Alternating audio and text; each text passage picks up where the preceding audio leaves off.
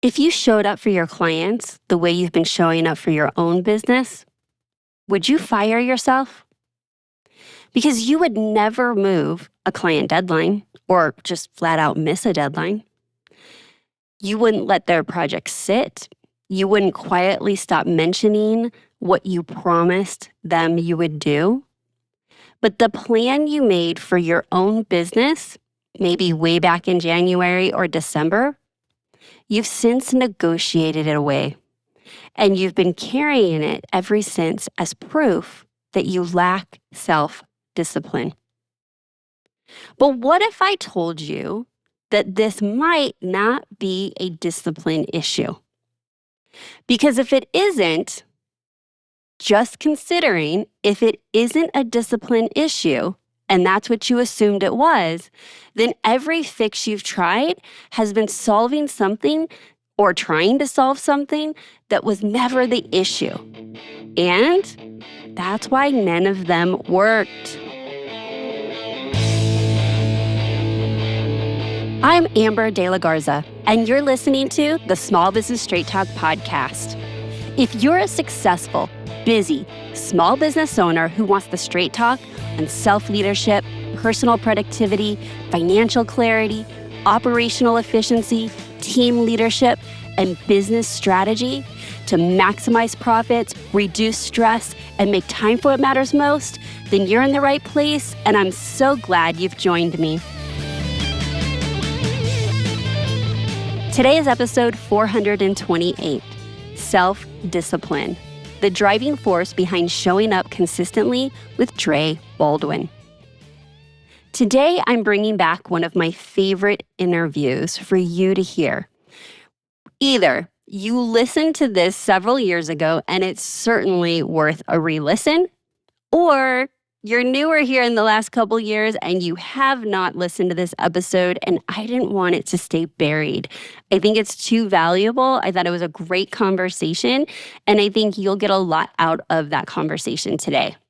Now, in a minute, you're going to hear the old intro where I say Productivity Straight Talk. That's the name of the old name of the podcast. You are in the right place. If you're newer here, I just didn't want you to be confused. But stay tuned, because today's episode, you get to meet our guest, Dre Baldwin.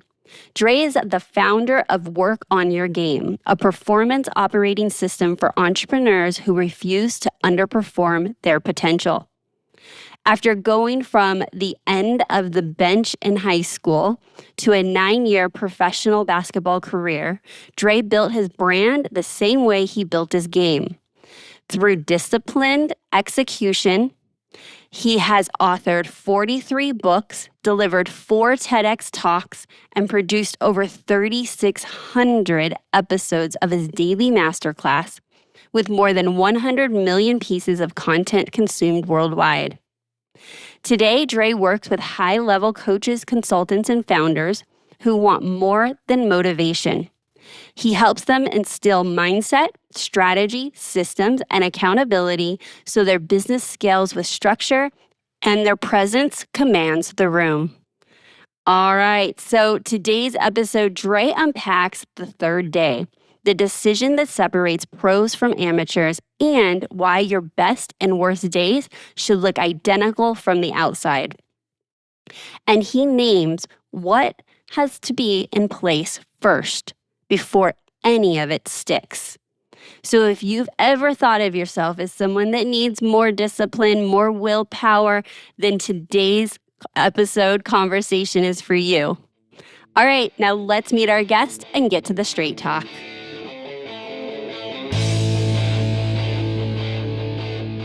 Welcome to Productivity Straight Talk, Dre. How are you today? I'm doing excellent, Amber. I'm excited to be here. Thank you for having me. Absolutely. I'm looking forward to this as well.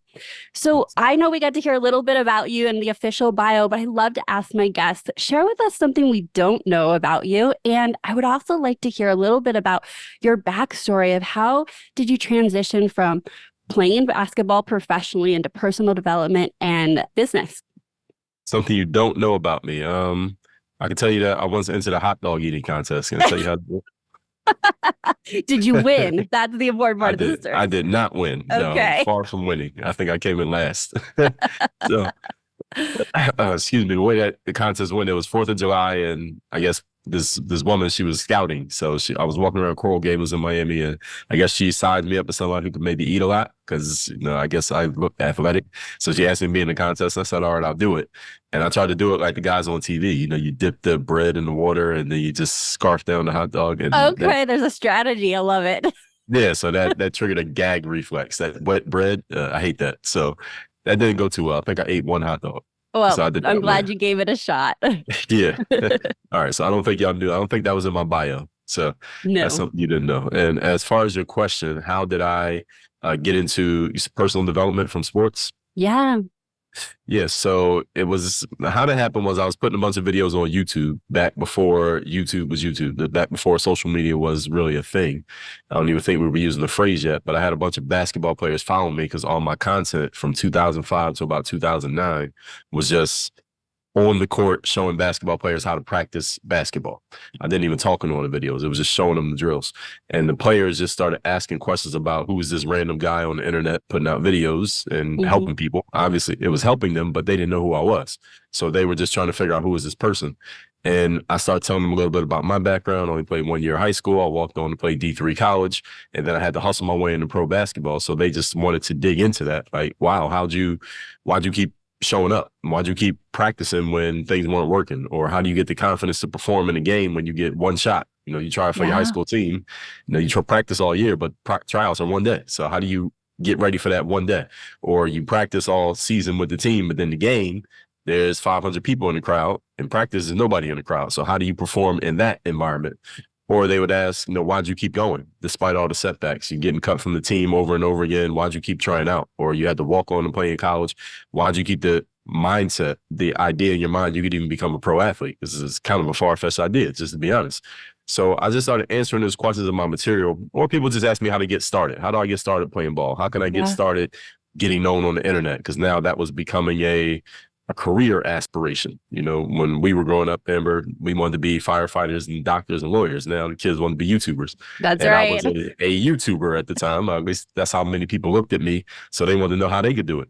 So I Mhm. just started talking about those things, and the answers to those questions led to me talking more about discipline and showing up every day to do the work, confidence, putting yourself out there boldly and authentically, mental toughness, how to keep showing up and putting yourself out there, even when success is late to the party, and personal initiative, how to make things happen instead of waiting for things to happen. So when I started talking about those things in these videos, I used to do these videos called the weekly motivation. Did it every week, every Monday. And I did that every Monday. First, I just started and asked my audience, would you want to hear this? Because mind you, at this point, all they know me for is doing basketball drills Right. on the court. So I said, would you want to hear this? And they said, yes, we want it. And I did the weekly motivation every Monday for 400 Mondays in a row. That was the foundation for what I do now. So as I started making those videos, of course, the ball players appreciated it, Amber, but what also happened is people who didn't play ball, now they started finding me online. And Wow. they would tell me, hey, I don't play ball, but I like those videos you do every Monday. So that told me, hey, here's my segue from the sports world to the rest of the world is through this mindset piece. So that's how I got into it. Yeah, there's so much I want to pull out of there. I heard you say, how do you keep showing up when success is late to the party? And I think in small business, just like maybe your journey, is success isn't guaranteed. You have to have it in your mind. You have to want it. And so what is some advice that you have about, when you get discouraged, when you get let down? It's not if, like along the journey, both in your professional basketball and in business, what do you think motivated you to keep showing up? That's a great question. And I think some of it is innate. Some of it is just my wiring as a person that I never looked at. Once I decided that basketball was going to be the sport, because I played a little bit of football growing up, a little bit of baseball, I finally settled on basketball. I knew there wasn't another sport I was going to do. It's going to be basketball or nothing, or I'm not going to play sports. So once I decided it was going to be basketball, I was not looking at any other alternatives, but I knew I wanted to play sports. So I've always been athletic, and I like the physical exertion that comes with sports. So when I wasn't making the team or I had to walk on in college, all I was looking at was what's the next opportunity. So even in college, I didn't even play my last year in college because we got a new coach, and I didn't see eye to eye with that coach, and he had the power and the authority. So I ended up not on the team. But as soon as I wasn't on the team anymore in college, first thing I was asking myself is, okay, what's the next step? What's the next thing I can do? Which is I got to go pro now. And that's the only way I can, continue. Posterity's sake, prove that I was right. Right. So I've always just looked at it that way. It's just, I think some of that is innate, but also just having that discipline, because starting playing ball at age 14, I had just worked my way into becoming from a nobody player who couldn't even make the team to being a player who was playing in college, to being a player who felt like I was good enough to play professionally. I just developed my skills just by showing up to the court and just continually working on my game. So I already had some examples from my own experiences that I can elevate my status just by putting in the time and having the discipline. Of course, you got to have the right vehicle, but having that, I think I had the right vehicle, and you don't never know till you get there, right? If you're right or not. But I think I had the right vehicle, and I just continued to put in the time and put in the effort, and it was paying off. I had made it to that point, so why can't I get to the next point? That was just the way I was looking at it. I love that. And I hear you say that it's innate. And I think that, motivation and that grit, that willpower can be innate. But I love that you've taken the opportunity to teach other people and inspire other people to show up this way in their lives. I watched a video of yours, and you had said that whether your son plays sports or not, that he will be definitely, like, you're going to train him on personal development from a young age. That's right. And I love that. I didn't have that when I was a kid. I wasn't until my mid-20s until I learned about personal development. And it was absolutely life-changing, relationship-changing. I wouldn't be where I was at in my business. And I can't help to think that, our children, because we're prioritizing personal development, the hope is that they're that far ahead, that's going to be like the gift that we can give them. So in my experience with my son is like, that's all he knows. And I don't know if he appreciates it. Like when I learned it when I was 20, I was like, oh my gosh, what is this? Like I never saw the world this way. I had no idea that you could perceive an experience two different ways, like a victim or not a victim, or all of these things that maybe our kids might take for granted, but I wouldn't change it. I really want him to look at the opportunities that he's in control of his destination. And it's about hard work, and it's about managing your mind and not letting your mind manage you. Yeah, 100%. And it was about the same age range for me, maybe a couple of years earlier when I ran into personal development. I had always been into reading books, but I didn't know there was an actual genre where it was just all about, hey, you can alter your ways of thinking that can alter your outcomes. When I came across the Napoleon Hills and the Kiyosaki's and Brian Tracy and even Tony Robbins was out back then, I didn't know about that stuff either. And I was in my 20s. I was in college when I came across that stuff. But when I realized that there was an actual space where people focused on that, I jumped all in on it, because I'd always been into they used to call that section of the bookstore the human psychology. And now they actually have personal development sections, and it's a big section. And once I found out what it was, I was all in on it.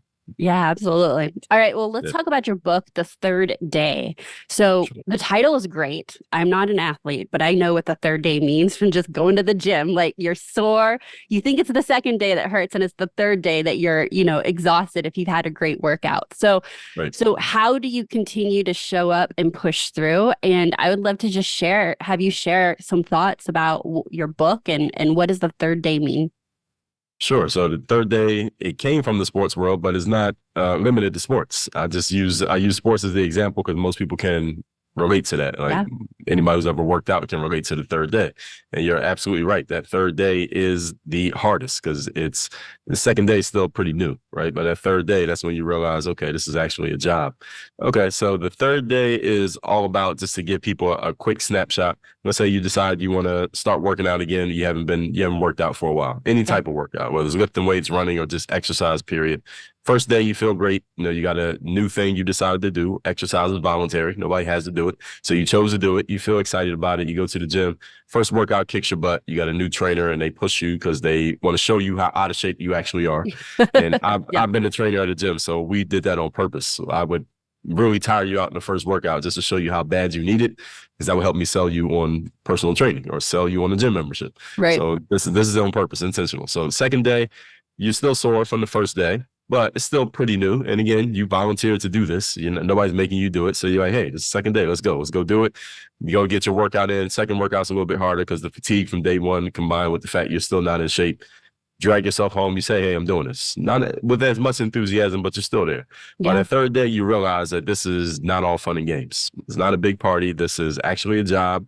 There's some real work, some real grit and grind and determination going to be required for me to do this. And then you're asking yourself the question, do I really want to do this? All right, am I really committed to this? Because the third day is that day when sometimes people don't show up. Third day is the day when you grab your phone while you're in bed, text your trainer and say, hey, charge me for the session. I'm not coming. Yeah. The third day is that day when people start to fall off. Anybody who works in the gym or knows anything about the fitness industry knows that the gyms are really crowded in January and maybe the first couple of weeks of February, but by the summertime, it's back to the same people who were there before. Yeah. And a good percentage of the money that fitness centers make are from people who are paying but not actually using the facility. If everybody who was paying was using the facility, they'd be getting shut down by the fire marshal. But the whole thing is, the third day is about what do you do in those moments when you realize that this thing that I signed up for is going to take real work and it's not all going to be easy. What am I going to do? What am I going to do? And the third day is the decision. It is not the moment. So the moment is you realizing it, but the third day is really about the choice. And the subtitle of the book is The Decision That Separates the Pros from the Amateurs, because by definition, professional is someone who does something as their main paid occupation. And if we just dig into that, why would anybody pay you to do anything if they don't know what they're going to get from you? They wouldn't pay you. So the only way anybody gets paid, anyone who's ever worked as an employee, you ever had full-time employment, you understand if you're not consistently showing up and doing your job, then you get fired from the job because people don't know what they're going to get from you. They're not going to pay you. Anybody who runs a business, if you have a product or service that you are selling to your clients and customers, and whatever you're offering is not consistent to your clients and customers, they're going to stop paying you. You won't be in business. So the only way you can consistently get paid by people to match the definition of professional is you have to consistently deliver. It's impossible to consistently get paid without consistently delivering. It doesn't work. So that's what the third day is all about. How do you consistently show up and give your best effort even when you least feel like it? I love that. One of the things I ask my clients is, if you showed up the way you've been showing up as a business owner, would you fire yourself? That's right. So I wake up and I just don't feel like doing that thing, or you negotiate the task list, or there's a project that will move the needle. And for whatever reason, you let all the excuses come in the way. And, you have to have that straight talk of like, would you keep an employee around that had that many excuses, that wasn't showing up consistently? And oftentimes that's like an awakening of like, okay, so what are the actions? How do I show up consistently to be the best employee that I would expect from my team? I need to show up that way as a leader. Yeah. That's right, 100%. And you have to be delivering, again, at the same level that you would want anybody else to deliver for you. I mean, it's a simple concept that goes back to, preschoolers. We tell kids that, right? So yeah, we got to be doing the same thing ourselves. Now, in business, I think there's a lot of third days. It's kind of like shoots and ladders, right? Like you're making progress and then you get a setback, or you have a really bad day, or you lose a client or a team member. There's so many things that make it difficult to be in business. And one of the things that you had mentioned was asking yourself, well, why am I here? Am I going to still show up even when it's hard, even when I'm not excited about it? And so what are some strategies that you have that have transitioned over for business to show up when things feel kind of hopeless at sometimes in business because they're so challenging? Great question, Amber. The number one thing is we're not looking for motivation. So one thing that I make clear to my audience is motivation is for amateurs. Even though I have content that I title motivation, I title that because I know that's what people are looking for. But I make it clear to them that even though I call this motivation, that's not my purpose. My purpose is not to motivate you. Because if I had to motivate you, what are you going to do when I'm not around? What if I don't put a video out tomorrow? What are you going to do? Right? What if I don't send a text message? What are you going to do? What if you can't find a YouTube video to get you hyped up, but you still have to go to work? What are you going to do? So as a professional, you need discipline, not motivation. Motivation is cool if you have it, but when you don't have it, your discipline should still bring you to work and you should still perform at the same level. What I tell people, Amber, is that no one should be able to tell how good you feel or how bad you feel based on looking at your performance. It should be consistent every day. I should know if you lost 3 clients yesterday based on how you show up to work today. I should know that you closed your last 3 sales yesterday, based on how you're working today. I shouldn't be able to tell. Now, you can tell me, but I shouldn't be able to tell how well or how bad you're doing, because your discipline means you're going to show up as a professional and deliver at the same level over and over again. And the great thing about using sports as the backdrop to this is, if you think about, are you a sports fan, Amber? I'm not. Okay. Vicariously through my husband. He's enough for the whole family. Okay. What sport, what Football, players? for sure. Certain team? Buffalo Bills. Buffalo Bills. All right. So who's the player that he likes? Do you know? I do not know. He's so disappointed right now. He tells me all the time. All right, so has he been following for a long time? A very long time, yes. Okay, so Buffalo Bills, I know in the 90s, they went to the Super Bowl 4 times. They didn't win, but they had very good players. So they had the Thurman Thomas, Jim Kelly, and nowadays Josh Allen. And with these players, I guarantee you there are days, and football's a little bit different because there's so few games. But let's take a sport like basketball, Michael Jordan or LeBron James. They play 82 games a year. Right? Do you think they always feel like playing? No. I don't think LeBron feels like playing in every game. But if you watch every game, you can't tell which games he didn't feel like playing, because his performance is consistent. You know what you're going to get. And that's the reason the fans come to the stadium to see that guy. He understands that. Michael Jordan even expressly said it. He knew when he became Michael Jordan, every game he played, everybody was there to see him. They were there to see the Bulls. Are there games he didn't feel like playing? Were there times he was hurt, times he was tired, times he didn't feel like it? Everybody's asking him for something. Everybody wants something from him. But he still showed up and delivered every single game, because he knew that everybody was there to see him and see his team, and he knew he had to deliver at a certain level. That's a responsibility. And that's what being a professional is really about. And I guarantee you he had a ton of third days. I guarantee you football players, I mean, they're beating each other up. Right? They're hitting each other as hard as possible on purpose. I guarantee you there are games that there are players, if they had a choice, they wouldn't play in the game. But there's only so many games. Like, we got to play in this game. Yeah. And they want to. And that's the third day. That's what it's all about.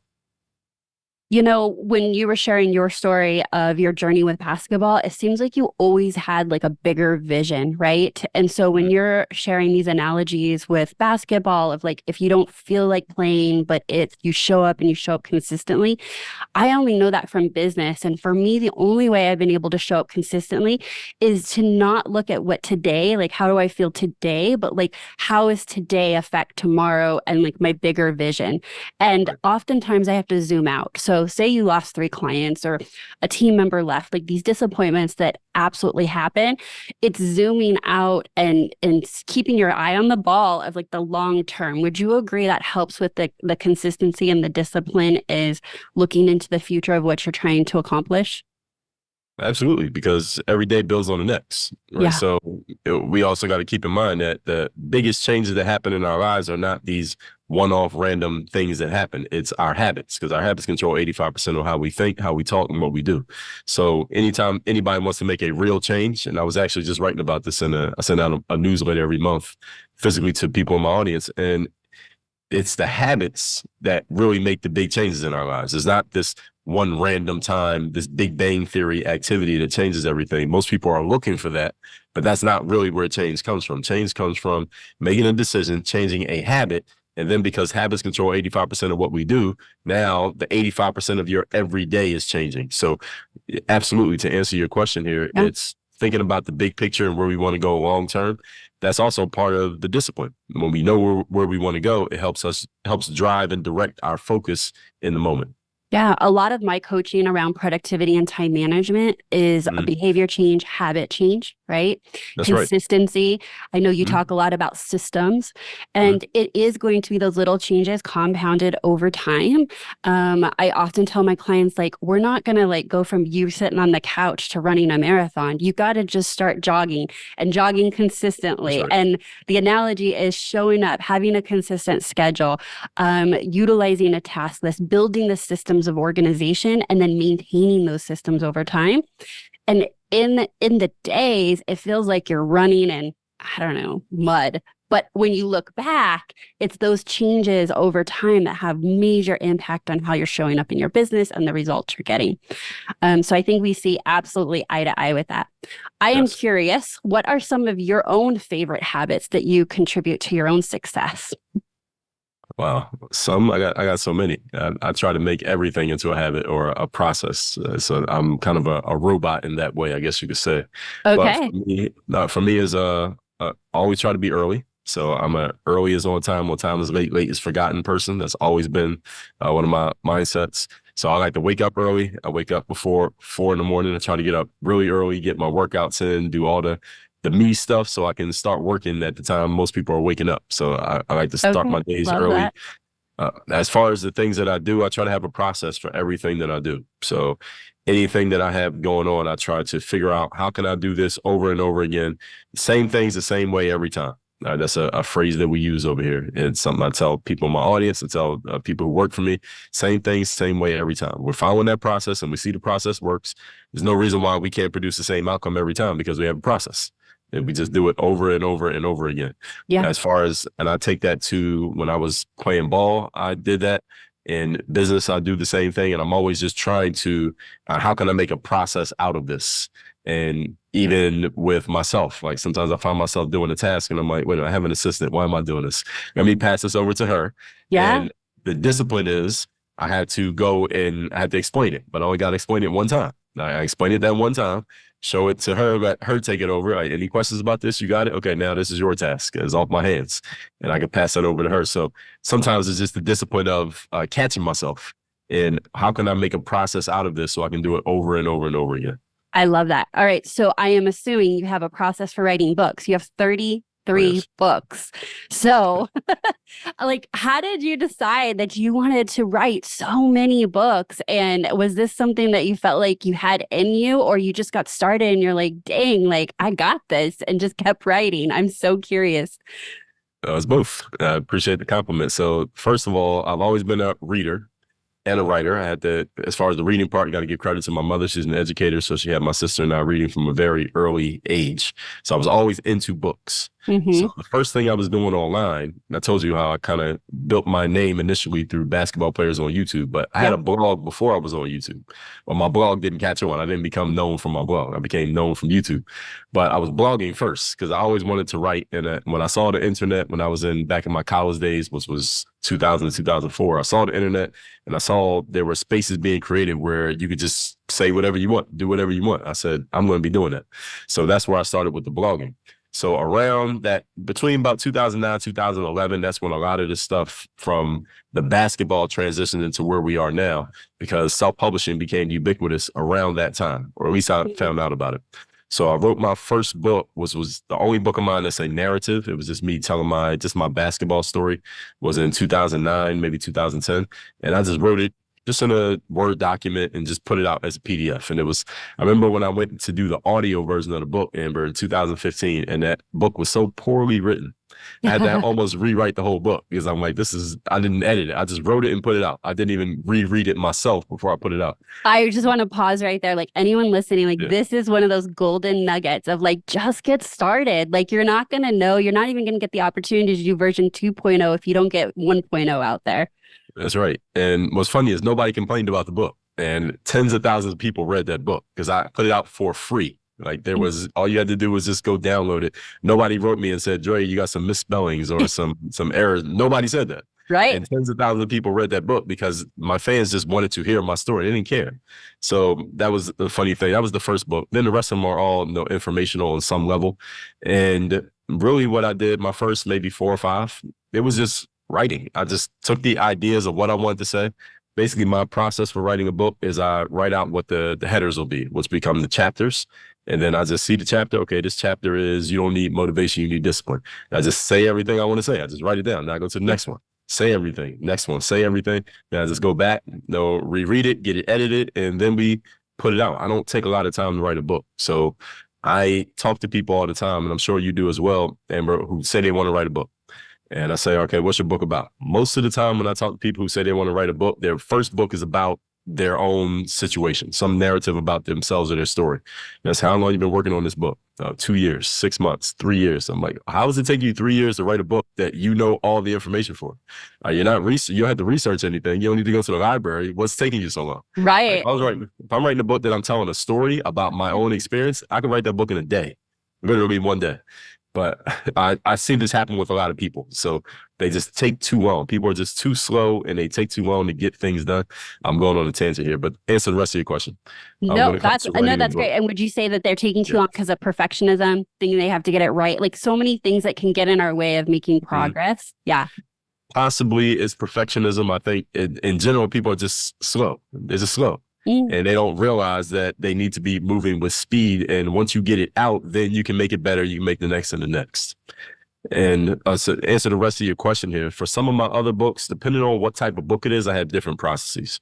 So some of my books that I wrote about overseas basketball, for example, I'm basically just giving people information, basically answering FAQs, and I will maybe have 16 or 17 questions. I answer the questions, and then I basically format that out and put it into a book. I could basically take a series of YouTube videos and make it into a book, depending on what the topic is. So it's different formats depending on what type of book that I'm making. But the long and short of it is, anybody who's trying to write a book, it should not take you years to write a book. The only excuse for that taking that long is if you are researching and you have to get information and you got to, commission documents. Other than that, if it's coming out of your head, you should be writing a book in a week. Okay. Seriously, a week. I love that. Okay.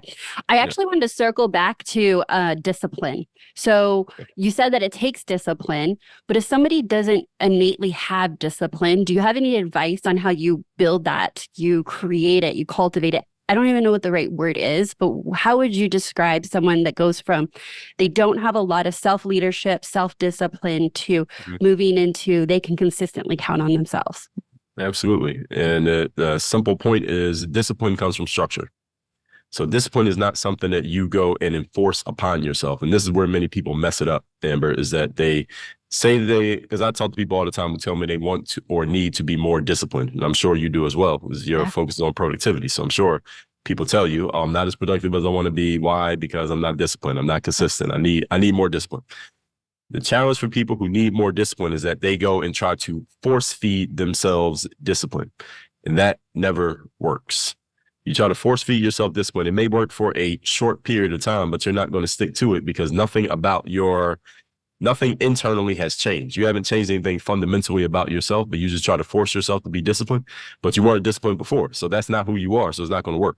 So what you need to do is go a level above discipline. What produces discipline? What produces discipline is structure. When you have the right structure in place and you follow the structure, discipline automatically comes out of the bottom of the funnel, metaphorically speaking. To give you an example, if you and I went and you ever worked at McDonald's? I have not. Okay. So I worked at McDonald's when I was a senior in high school. If you and I went and worked at McDonald's right now, Amber, within 24 hours, we would both be running that place very smoothly as if we were veterans. And why is this? It's not because we are experts at burgers and fries and McFlurries. It's because McDonald's has such a strong structure, or also known as a system. Their system is so tight that anybody who works there, you would have to intentionally mess it up. If you just do what they tell you to do, it's going to work perfectly. And it's not because anybody who works there is a genius, because you don't have to be. That's what makes their system so great. They can plug anyone in there as long as you can follow directions in the native language. The burger's going to taste the same. The fries are going to come out the same. The drinks, the sodas, everything's going to come out exactly the same because the system, the structure is so tight that all you had to do is follow the instructions, and it's basically color by numbers. And we should all, especially those of us who run a business, we should all aim to have a system that's that tight. So it doesn't matter who works there, everything works. Absolutely. Okay, so I am a huge proponent of structure. I think that most of the clients I'm working with are looking for structure. And a lot of people have a hard time creating structure. So they're all about following structure. But when you're looking at a blank slate and you're now a business owner and you're in control of your entire schedule, to go create that structure is sometimes a bit challenging. Do you have any advice or any experience with your own schedule on how you've created structure that works for you? Yes, there's the simplest way to solve any problem that you can't solve on your own. Go find someone else who's already solved it and plug into their solution. Yes. Okay. I didn't even pay you to say that. I love it. Yes. Yes. That's all you got to do is plug into their solution. So here's the thing that I tell people on a logical level. There are 8 billion people on the planet. Why would you limit yourself to the brains of one person? That's the person in the mirror. Yeah. Right? None of us is a genius at everything. We all have our zones of genius. We have our areas of expertise, the things that we're good at. Once you reach the kind of the bottom of that well, you've done everything that you're great at, and you realize that there are still some holes in your process. Who can plug that gap? Who has already figured it out? Who's already an expert at that thing? Go find that person.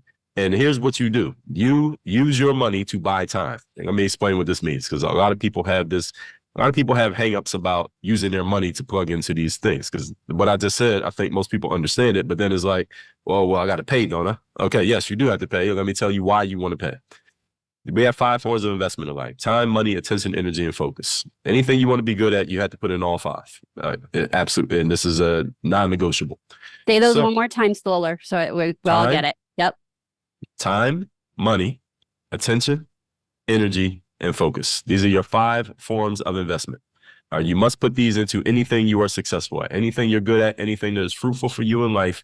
You have already put all 5 in. Anything that you wish to be fruitful at, you must put these 5 in, guaranteed.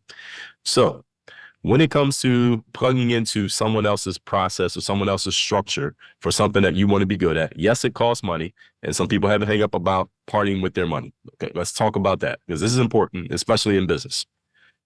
Time is the most valuable of those 5 resources. Out of 100% of a pie, time is 60%. Money, attention, energy, and focus are each worth 10. And let me tell you why this is. You can run out of money and make it back. All right. Amber, you ever been in a position where you ran out of money? Absolutely. Okay. Did you make it back? Yep. Okay. So you ever been down on attention? Like you were just dull and fog brained and you're like, I need to take a nap or I need some coffee. You ever been in that situation? Yes, for sure. Okay. And you got the attention back? Yep. Okay. Have you ever been low on energy? Like, I'm just dead tired. I just can't do anymore. I got to go do something else. You ever been in that situation? All right, Did you get the energy back? You go to sleep, you get energy back. Okay. Have you ever lacked focus? Like, I'm trying to do this, but I just can't focus, but you got focus back before, right? Yep. Okay. So money, attention, energy, and focus, you can go down to 0. You can make them back. Okay. Everybody knows this. Think about your own life. We've all been at 0 on these at some point, and we can make them back in a very short period of time. Run out of time, we call that death. You can't come back from that. So this is the only non-replaceable investment. This is the only resource you cannot replace is your time. This is why time is worth more than money, attention, energy, and focus put together. So anytime you have a problem that you are not solving, you can't solve, you're trying, it's not being solved, what you want to do is not keep banging your head against a stone wall trying to solve it yourself, because that costs you time and you're not getting to the outcome. You want to get to your outcomes as quickly as possible. And the way you get to your outcome quicker is to use your money to buy time. So let's just say I'm trying to be more productive. I can't figure it out. Amber has a process and a structure for how to be more productive. I should take my money and pay her to get that structure, because it will allow me to be more productive. I can produce more, get to my outcomes much faster. So let's say if I do it on my own, let's say I eventually figure it out. It takes me 5 years. But if I was to hire Amber and work with her, it might take me, how long would it take me to go through your program and learn what you know? 6 months to a year. 6 months. Okay. So let's say it took me 6 months. So the 6 months that I get the outcome through Amber, as opposed to 5 years doing it on my own, I just bought myself 4.5 years of time. Here's my question to the audience. How much money would you spend for 4.5 years of time? If you're about to die and the doctor came in and said, okay, you're going to die in 5 minutes, but for $15,000, you can live for another 4.5 years. Who could find the money? I think everybody would, right? This is the way you have to look at how you're using your money to buy time. So when you spend money to access someone else's brain, what you're doing is you're paying to achieve the outcome faster with them than you would achieve it on your own, if you would ever achieve it on your own. And that's assuming that you figure it out. And most of the time, people don't figure it out. As I talk to a lot of people, and I see this over and over again, they want to hold on to their money. People are very stingy with their money, but very generous with their time, when you should be the opposite. You should be the opposite. You should use your money freely to buy time and be as stingy as possible with time, because you run out of time, it's over. You run out of money, you can come back. So that's the way I look at that. Very well said. So if how you value your time, which I agree with 100%, how has that influenced some of the decisions you've made in your own business and how you run your business? A great I heard question. you talking about an assistant. So I'd love to hear what your lens and decision making is that you value your time so much. And great question. Well, when I first started out, I didn't know what I just explained to you. I could not have explained that to you 10 years ago. Or even when I stopped playing ball, which was about 2015 when I transitioned to full time, I couldn't have explained that.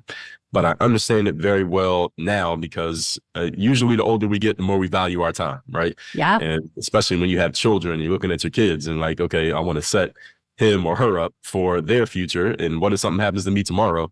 All right, what are they going to have? I put them in the right position, right? Has what I done positioned them? So you just start thinking about these things a little bit more. And also when you're talking to your peers, all right, people who may be doing better than you, wait, what are they doing that I'm not doing? Right. So you're looking at these things. Also, when you're an entrepreneur and you're running your own thing, how often, Amber, I want to ask you this, I know it's your show. Let me ask you this. Have you ever gotten to the end of the day and you're like, man, I got so much to do and I did so much today, but I still didn't get everything done?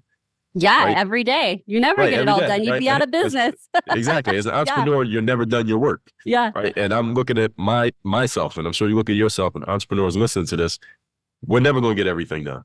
So we have to leverage other people and we have to leverage our time as best as possible. So for me, the thing is realizing that I need to use the money to buy time because there's no way that I can use my time to buy money. I don't have enough. That is impossible. I can't work that hard. And I'm the work on your game guy. All right. There's only so much work that I can do to buy money with my time because you're going to eventually run out. There's only so far there's a ceiling on how far anybody can get using their own time and effort to buy money. But there is no limit when you're using your money to buy time because you can use as much money as you can come up with, but you can achieve those outcomes. And again, with the processes and the systems and all these things that we've been talking about in this conversation, you can get a lot of things done by simply leveraging your resources so that other entities and other things and other people are doing stuff so that you don't have to. The challenge that a lot of entrepreneurs have, especially in Western society, because we're all taught this hard work, right? Hard work is the key to success. And if you're not getting the success you want, obviously you're not working hard enough. That must be the problem. That's an inaccurate formula that puts a lot of people in the wrong position and it causes them to think anytime things are not working, well, let me just double down on effort. That's not what you need to do. What you need to double down on is insight. The difference between effort and insight. Insight is a different perspective. And often an insight comes in the form of a question that you cannot answer. That's an insight, a question that you cannot answer. And when you can't answer the question, what it does is it breaks your brain. It causes you to think in a different way and say, oh, maybe if I went this direction instead of going the direction I've been going, now I can get the outcome. And this is how you start to achieve 10x results with 1x effort. But a lot of people think the exact same way their entire lives. They never open their minds to different ways of thinking, so they never solve the problem. So I don't know if I even answered your question there, Amber. I'm talking. Well, there's a lot of gold in there. Oh my gosh. Okay, so I want to unpack that. I loved your definition of an insight. I mean, I am a coach, and I think that the value that I bring to my clients is asking questions to have them see something different, invite them to another perspective. That's right. Challenge them to solve something differently in their business. And oftentimes we can see the same thing over and over until someone invites us to see it differently. So the insight. But I also think while that is something I do, I think it's a skill set we can do for ourselves. One of the things that I lean on when I feel in my own business, if I feel frustrated, it's like, hold on, am I asking the right question? The question is the key to unlocking that gridlock, to seeing something different, to potentially even discovering what it is you need. Like one of your resources you were talking about. Is it someone that can help me? Is it a resource that's missing in the business that I'm just so close to that I can't see? I think a good question draws you out of the problem and lets you see it differently. Right. And I'm always, to further answer the question that you had asked me and to go with what you just said, is anytime I'm not getting the outcome that I want in a certain space, I used to default to, okay, what work do I have to do to solve this? Now my thinking is, who's already solved it and how much would I have to pay them for me to plug my stuff into what they're doing? Yeah. So the only challenge that I have these days is, all right, do I have the money to pay this person? Can I pay this person to solve this problem? And that's the only problem that I'm trying to solve, not how much work do I have to do? I've divorced myself from that way of thinking. Yes. And so have I. And I think that what I see most often is that belief drives decision making, which will be someone that is, coming to me saying, my health is suffering, my relationships are suffering. I'm always working in my business. I'm a workaholic. I have no boundaries. And it's all because like it's kind of like good intention. Like they're like, I'm going to be successful in business, but it's through a lens that's not serving them, so that they're making these decisions where it feels like everything else is the price they have to pay for that. And I don't agree with that at all. Like that's literally, almost 6 years of podcasting, what I've said is like productivity is not about doing more work. It's about how we can show up and have the biggest impact. And I think you're saying the same thing, is that you're really clear about how you can have the biggest impact in your business. You're leveraging through other people so that you can still reach your goals. There's a lot of alignment. So I agree 100%. And you said it differently than I did. And that's why I had you on today. So I love that. Yeah, I mean, it's literally people working themselves to death. Yeah. Yes. And it's not good for anybody. It's not, and I think that you touched on it a little bit, but it's been the narrative that so many people on YouTube, wherever you're listening, it's the hustle culture, it's work harder. Right. And it really doesn't need to be, for myself, my own vision of success is to have a very successful business, but also a lot of free time with my family, for my own personal hobbies. Like it's a bigger picture of what I deem as success than just what the business can do or not do. That's right. And one thing that I tell people, Amber, is that you got to know what your money skills are, or your $1 million skills. And I have only 3 after basketball. I don't play ball anymore, but besides basketball, it's writing. I'm either speaking to an audience or I'm speaking to one person, which is usually in the form of coaching or a sales call. Speaking to an audience would be like what we're doing right now, or I'm making a YouTube video and then I'm writing. If I'm not doing one of those 3 things, I'm not being as efficient as I could be, because those are the 3 things that I'm really, really good at, like pro level, top 1%. If I'm not doing one of those 3 things, like I don't want to build another funnel. I should not be building funnels. I don't want to be putting for my newsletter, I don't need to be putting getting the transcripts and putting them into the Google Doc. Like my assistant can handle all that. I don't want to be, uploading reels to Instagram. I don't need to be doing any of that stuff. Those things are taken away from my strength. So people need to know what their money skills are, which is usually not more than probably 3 things. Some people is 2, some people is only 1 thing. And you should be structuring your life and your business such that you're doing as much of that thing as possible. Absolutely. I call those your high value activities. And exactly. The thing that only you can do, you can't outsource. And for you, it's your expertise, it's your skill set, it's your personality, it's how you're reaching your audience and serving. And, outside of that, everything is kind of like back of the house. You can get support with all of that. Yeah, and AI can do that stuff. There you go. Yeah. That's a whole nother conversation. Yes, it is. Before we wrap up, I had another burning question. So, I hear, and I'm sure you do, there's a lot of people that are timid or just afraid of the idea of structure. And so I've got to ask, where do you find flexibility in your business or life that balances, it sounds like, a lot of structure that you have, or is it all structure? That's a great question. And the thing is, I believe it was Jocko has a book called Discipline is Freedom. And the whole thing is, when you have structure and you have discipline and you're highly organized, you get your freedom to freestyle within the confines of the structure. So you think of someone like, I'll go back to a sports reference, think of someone like Michael Jordan. If you look at highlights of Michael Jordan, it looks like he's just out there just doing his thing, right? But Chicago Bulls had a very structured system. They call it the triangle offense. But within the system, Michael Jordan was able to still use his personal talents. And Kobe Bryant later played for the same coach. I mean, look at Kobe Bryant highlights for people a little bit younger. Same thing. He was able to freestyle within the confines of the system. Look at LeBron James. His teams have systems, but he's able to freestyle within the system. And it's the same thing that all of us do. We all have systems and processes for how we do things. Within the process, we are able to do our kind of free flowing thing, if that's what you want to call it. But that structure and that organization is what we can always come back to. It's kind of like the home base that we can always come back to. So you may go off the path a little bit, but you always know you can come back to your North Star and keep following the process that you have here, because that process produces an outcome. And let's remember what business that we're in. What I tell people over in Work on Your Game world is that we're in a performance and a results-based business, and that comes from the sports world. All right. At the end of everything, we're looking up at that scoreboard. All right. That's what matters. Right. So it's not our feelings, not our opinions, it's that scoreboard.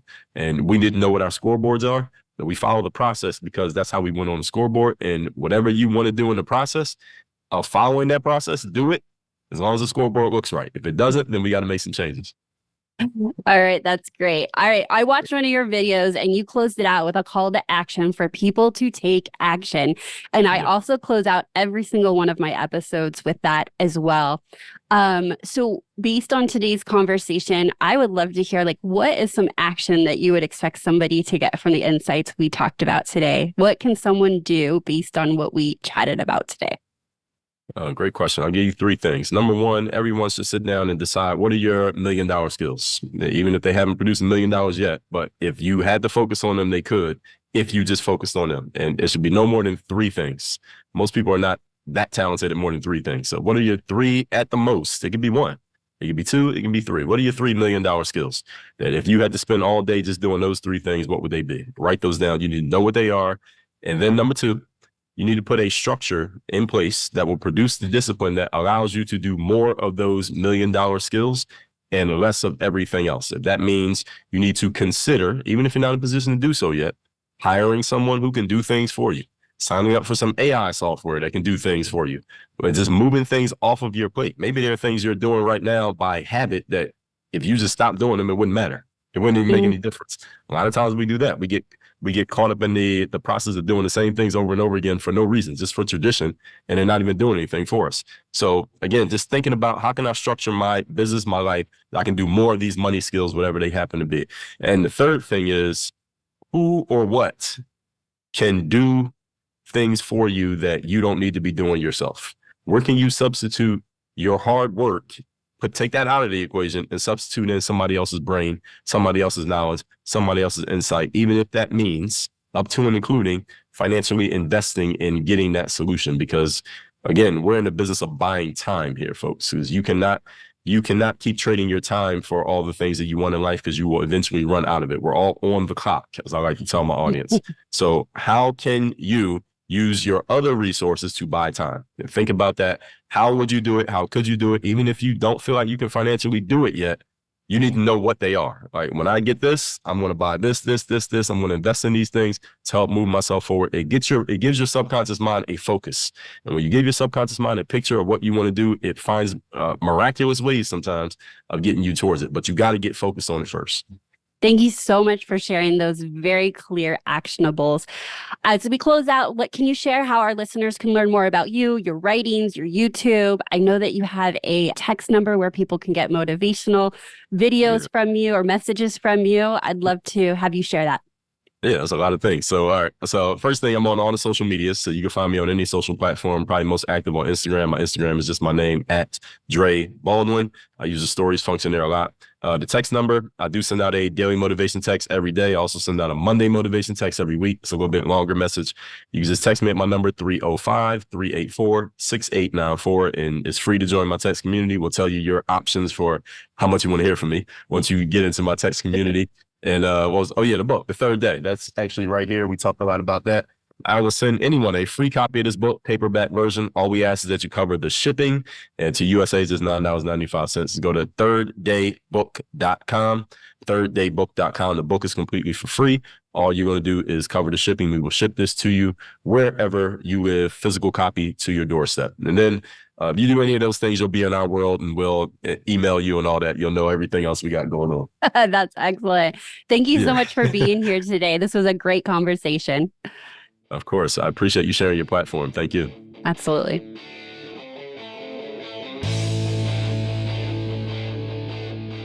I loved what Dre said about McDonald's. Nobody working there is a genius. They're not super special, but it doesn't matter because the structure is tight enough to carry them. In your business, you may be the structure.